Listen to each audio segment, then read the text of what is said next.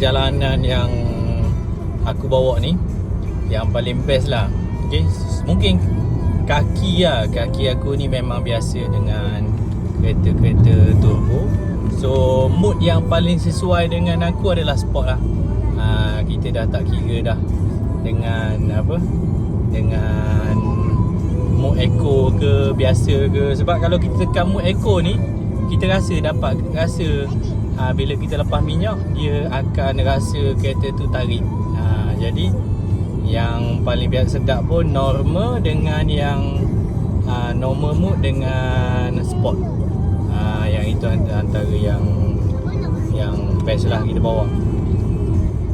Dia punya setakat dekat highway cornering ni tak ada rasa huyung hayang. Dengan CC 1200cc ni 1.2 liter ni memang kita dapat rasa tak sama dengan Myvi 1.3 Myvi 1.3 kita akan dapat rasa dia underpower. Tapi Nissan Kick ni cuma 1.2 liter 1200cc, kita akan dapat rasa power lah, power. Nak overtake pun ada power. Semua best. Okay, so kita tengok macam mana kita main cornering dekat Cameron dengan cornering dan juga dari jalan-jalan. Okay, satu lagi mood. Mood. Okay, untuk mode kita auto cruising. Auto cruising ni dia boleh setting dengan jarak kenderaan. Okay, kalau kereta dekat depan tu, kalau dia rapat dengan kereta kita, bermaksud dia ada dua jalur macam ni lah. Okay, bila dia dua jalur macam tu, walaupun kita set yang warna hijau dalam keadaan top speed 110, dia tak akan pergi laju. Contohnya kita akan pergi, katakan, nampak kalau kereta jauh. Okey, bila kita overtake sini kan, nampak dah ni.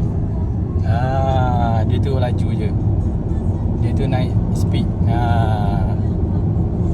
Tapi dia akan kekal kat maintain sejauh 50-60 meter lah daripada kereta depan ni. Jadi dia akan kekalkan dalam keadaan jarak yang selamat, yang ditetapkan dalam sistem dekat dalam ni lah. Tu adalah auto cruise function dekat Nissan Kick ni. Okay, kita bawa ni unofficial lah ni, review kereta mock punya ni.